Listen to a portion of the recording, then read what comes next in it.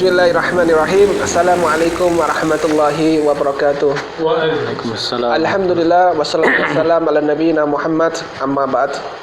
Alhamdulillah di yaumul Jum'ah yang berkah insyaallah kita kedatangan bersama sahabat kita Al-Ustaz Rahmat Hifidahullah. Kaifa lu Ustaz? Alhamdulillah khair. Masyaallah. Udah lama nih Ustaz ya kita enggak ketemu ini ya. Masyaallah. Alhamdulillah. Di waktu yang benar-benar Allah pertemukan kita ini, kita manfaatkan dengan ilmu. Insyaallah, masyaallah. Sedikit tapi insyaallah berkesan satu ya, masyaallah. Masyaallah. Ayo tadi kita ingin bahas masalah tentang ittiba ala Rasulullah wassalam. Nah, ini kita akan kedatangan beberapa jamaah nih Ustaz.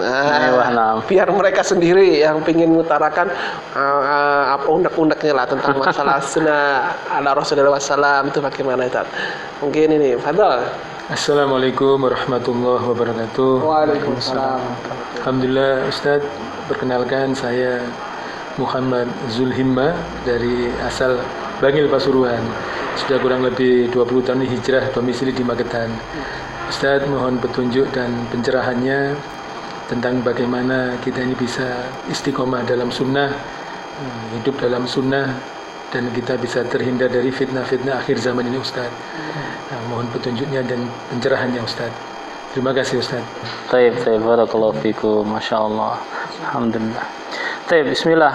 Alhamdulillah wassalatu wassalamu ala Rasulillah wa ala alihi wa sahbihi wa mawalah. La haula wala quwata illa billah ma ba'du.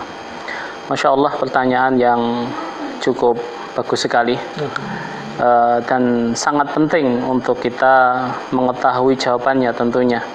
Karena mengingat kita itu seorang muslim yang mana Allah Subhanahu wa taala memberikan tugas dan kewajiban kepada kita untuk beribadah kepada Allah Subhanahu wa taala.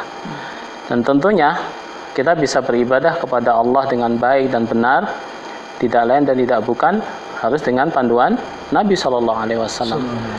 Oleh karena itulah pertanyaan seperti ini harus diajukan oleh setiap muslim yang kembali kepada fitrahnya, ya. Karena pertanyaan seperti ini jarang kita temui, ya, yang mereka itu bertanya tentang pentingnya sunnah, pentingnya kembali sunnah, kecuali mereka yang diberikan rahmat Allah, taufik dari Allah SWT, dan diberikan hidayah untuk kembali kepada jalan yang benar. Oleh karena itulah saya sangat bersyukur sekali atas pertanyaan seperti ini. Semoga Allah memberkahi antum semuanya dan menambah hidayah untuk bisa semakin kuat istiqomah di atas agama ini sampai akhir hayat kita. Amin ya rabbal alamin.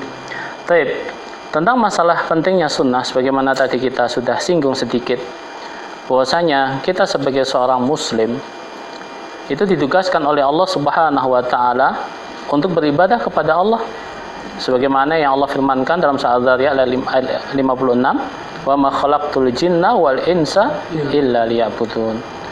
Dan tidaklah kuciptakan jin dan manusia kecuali apa? Agar mereka beribadah kepadaku. Dan tentunya namanya perintah ibadah itu tidak asal-asalan dilakukan. Namanya perintah itu ya harus dikerjakan dengan sesuai aturan yang memerintahkan.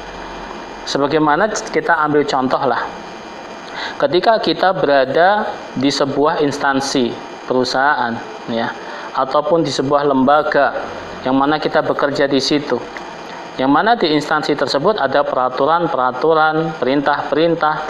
Tentunya ketika kita melakukan peraturan itu, perintah itu harus sesuai dengan juklak dan juknisnya, kan begitu, nggak boleh asal-asalan. Supaya apa? Ya supaya kita bisa bekerja di situ dan senantiasa kita bisa enjoy di situ.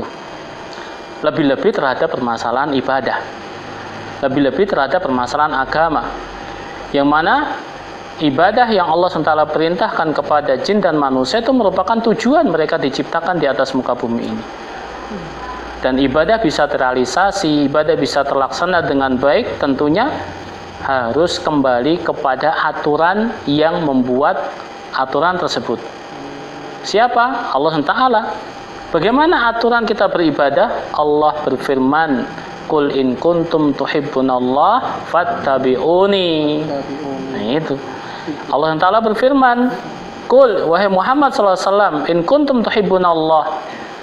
Nabi disuruh mengatakan kepada manusia, wahai sekalian manusia, kalau kalian itu ngaku cinta Allah, ikuti aku. Yuhibbukumullah wa yaghfir lakum dzunubakum. Niscaya Allah akan mencintai kalian dan mengampuni dosa-dosa kalian. Nah, dari dua ayat ini menunjukkan bahwasanya kita bisa beribadah dengan benar, kita bisa menyembah Allah dengan benar dengan cara mengikuti Nabi Shallallahu Alaihi Wasallam. Maka oleh karena itulah mengikuti Nabi Shallallahu Alaihi Wasallam sangat penting sekali. Bahkan sebagai salah satu syarat diterimanya ibadah di sisi Allah Subhanahu wa taala. Bukankah Nabi sallallahu alaihi wasallam bersabda, "Man amila amalan laisa alaihi amruna fahuwa raddun." Siapa yang beramal dengan suatu amalan apapun. Lihat, man amila amalan. Di sini Nabi alaihi salatu wasallam menyebutkan dengan redaksi nakirah. Man amila amalan.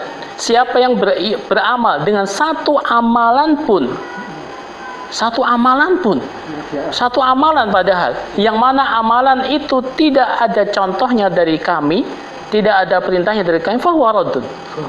Maka amalan itu tertolak. Bagaimana lagi kalau banyak amalan, sangat rugi orang. Makanya orang ketika beramal ibadah, beramal kebaikan, jauh dari tuntunan Nabi Shallallahu Alaihi Wasallam, maka sangat merugi dia.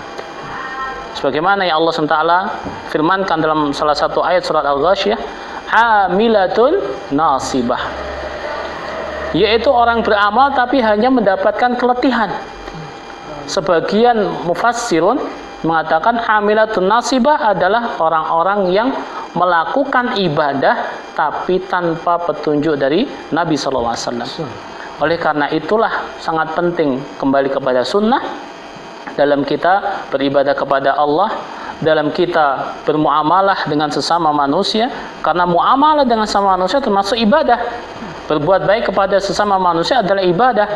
Maka ibadah tersebut supaya betul-betul bernilai pahala, bagaimana kita mencontoh Nabi SAW, terlebih di zaman fitnah ini yang banyak sekali ya kita saksikan fitnah syubhat ataupun fitnah syahwat.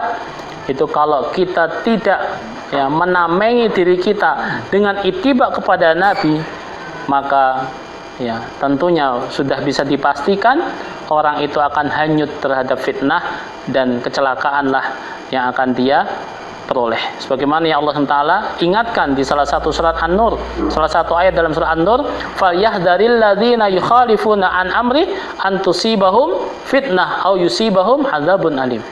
Hendaklah khawatir orang-orang yang menyelisihi perintahnya. Nya di sini adalah perintah Nabi.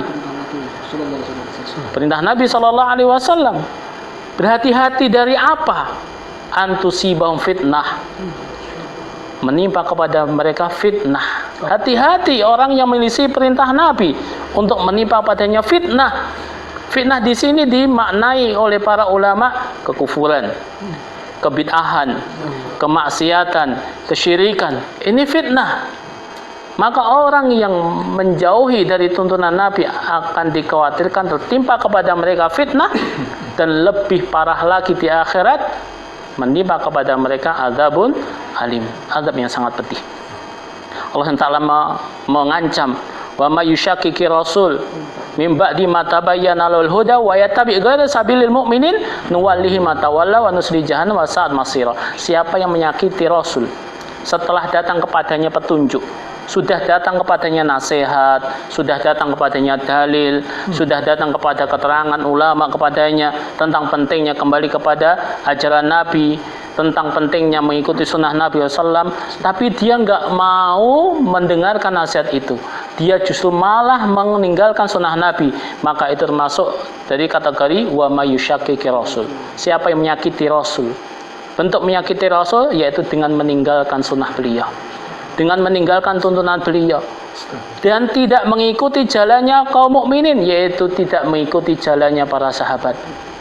tidak mengikuti pemahaman para sahabat, apa kata Allah? Nuwallihi ma tawalla, kami akan sesatkan dia. Di dunia Allah sesatkan, dunia Allah palingkan, hatinya Allah palingkan dengan kecintaan kepada dunia, dengan kecintaan kepada syahwat, dengan kecintaan kepada syubhat. Gara-gara apa? Tidak mengikuti sunnah Nabi SAW. Di akhirat semakin parah. Wa nuslihi jahannam, kami campakkan dia ke neraka jahannam, wa sa'at masira, dan jahannam adalah sejelek-jelek tempat kembali. Oleh karena itu sangat penting sekali. Ya, pertanyaan seperti ini luar biasa. Semoga Allah SWT ya senantiasa memberikan kita istiqomah di atas sunnah Nabi SAW. Allahumma amin. Barakallahu fikum. Masya Allah, tadi telah dijelaskan dari Al-Azul ini ya, yang pertanyaannya Masya Allah Ustaz ya. Semoga menjadikan penyerahan buat kita semuanya ya. Berarti kita memang penting ittiba ala Rasulullah SAW itu Masya Allah, jadi penting sekali ya. Mungkin ada lagi mungkin ditambahkan mungkin dari ikhwah kita ini mungkin kadal ya Ki. Assalamualaikum warahmatullahi wabarakatuh Ustaz. Waalaikumsalam warahmatullahi wabarakatuh. Perkenalkan, nama saya Hadi dari Magetan Ustaz. Nah, Masya Allah. Terkait pentingnya tentang mengenal sunnah saja, dan kita ittiba terhadap Rasulullah SAW saja. Ini kalau kita mengamalkan amal-amalan yang sesuai dengan tuntunan saja, kita itu kayak terasa terasing Ustaz. Jadi kalau sama keluarga atau lingkungan yang mungkin belum mengenal sunnah itu kita kayak dikucilkan gitu ya. Iya. Ini kan zaman fitnah nih gitu ya. Ini bagaimana supaya kita tuh bisa selalu istiqomah dan mungkin kiat-kiatnya supaya kita tetap mengenal sunnah sampai akhir gitu ya. Iya. Percaya diri. Iya. Insyaallah, insyaallah. Taib, memang di dalam kita mengamalkan sunnah itu harus butuh kesabaran. Ya.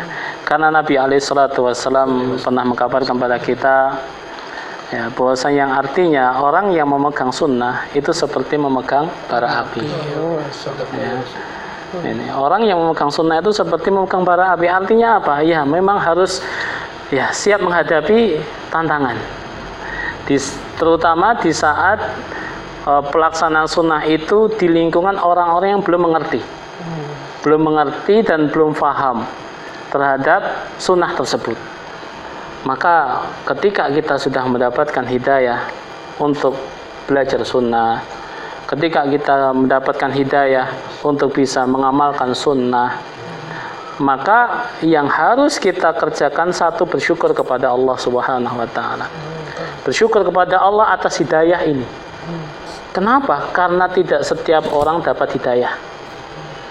Karena tidak setiap manusia mendapatkan hidayah untuk menerima sunnah. Maka kita wajib bersyukur kepada Allah. Setelah itu kita belajar. Jangan hanya bersyukur, alhamdulillah saya kenal sunnah, tapi nggak pernah belajar. Harus belajar, hadir ke majelis ilmu, ya, dengarkan nasihat-nasihat para ulama, dengarkan petunjuk-petunjuk para ulama untuk kita bisa istiqamah. Dengan kita terus belajar memahami syariat Allah, mana itu yang halal, mana yang haram, mana yang taat, mana yang maksiat, mana yang sunnah, mana yang bid'ah, mana yang tauhid, mana yang syirik. Butuh belajar supaya kita kuat di dalam menghadapi tantangan setelah itu.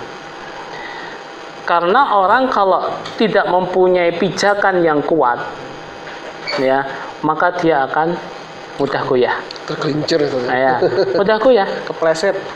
Dan yang bisa menguatkan hati kita supaya kuat adalah ilmu. Adalah ilmu, belajar. Dengan kita semakin belajar, kita semakin tahu syariat Allah, kita akan semakin tahu sunnah Nabi SAW. Karena belajar itu jalan pintas untuk kita dekat dengan Allah, untuk kita dekat dengan sunnah Nabi SAW. Maka ini pijakan yang harus kita kokohkan supaya kita bisa kuat menghadapi rintangan-rintangan ke depannya. Kemudian kalau ditanya, kenapa sih kita mengamalkan sunnah itu kok banyak dianggap asing? Kemudian banyak manusia yang seolah-olah mencibir kita. Shadaqa Rasul sallallahu alaihi wasallam. Nabi alaihi salatu wasallam pernah mengkabarkan kepada kita, badal Islam ghoriban. Wa sayaudu ghoriban kama bada fatuba lil ghuraba. Islam itu datang awal mula dalam kondisi asing. Lihat Nabi sallallahu alaihi wasallam ketika mendakwahkan Islam, apa respon masyarakat Quraisy? Menerima atau menolak? Menolak. Apa ungkapan yang dikeluarkan oleh masyarakat Quraisy? Pujian apa celaan? Celaan. Apa yang dilakukan oleh masyarakat Quraisy? Semakin dekat atau semakin menjauh? Semakin menjauh. Ya. Padahal Islam ghoriban. Islam datang dalam kondisi asing. Bahkan Nabi SAW dihina seperti apa? Orang gila. Penyair gila. Dukun. Ya. Dan celaan-celaan yang lain, bahkan sampai diintimidasi, mau dibunuh bahkan. Maka kemudian Nabi SAW bersabda, wa sayaudu ghoriban kama bada. Dan Islam pun juga akan kembali dalam kondisi asing. Fatuba lil ghuraba. Ketika Nabi SAW mengkabarkan bahwasanya Islam di akhir zaman itu akan kembali menjadi asing, maka Nabi memberikan kabar gembira. Fatuba lil ghuraba, maka bahagialah orang yang dianggap asing. Bahagialah. Kenapa? Karena kita tidak sendiri. Kita bersama para sahabat Nabi. Kita bersama para ulama. Kita bersama para salaf. Kita bersama orang-orang soleh. Kita nggak sendiri. Maka apa yang kita rasakan saat ini, keterasingan saat ini, sudah dirasakan oleh pendahulu kita yang soleh.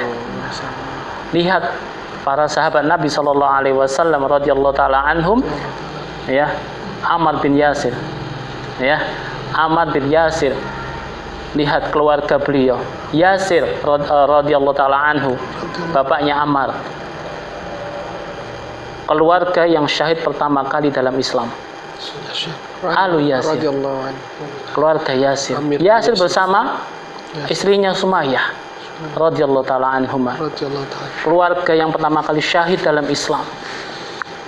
Nyawa taruhannya. Kita alhamdulillah belum sampai sejauh itu. Masih dicibir. Ya, masih hanya disindir ataupun mungkin berpaling wajah. Ya, alhamdulillah masih ringan. Ya. Maka yang masih ringan ini kita harus kuat. Kita harus kuat. Dengan apa? Ya tadi, dengan belajar. Dengan belajar yang tekun, kemudian tidak hanya belajar, diamalkan ilmu yang telah dipelajari. Kemudian juga berdoa kepada Allah, minta tambahan hidayah. Ya muqallibal qulub, tsabbit qalbi ala dinik. Dan juga senantiasa berteman dengan orang-orang yang saleh, yang sefaham, yang senantiasa mengajak kepada kebaikan dan yang menasihati ketika kita salah. Karena itulah yang kriteria orang soleh atau teman soleh. Sahabat yang soleh itu adalah yang menasihati kita ketika kita salah, yang mengingatkan kita ketika kita lupa, yang memberikan semangat ketika kita malas. Itulah sahabat yang soleh. Maka bersahabatlah dengan orang-orang seperti ini, niscaya kita akan diselamatkan oleh Allah dari segala macam bentuk ketergelinciran. Allah Ta'ala. Masya Allah.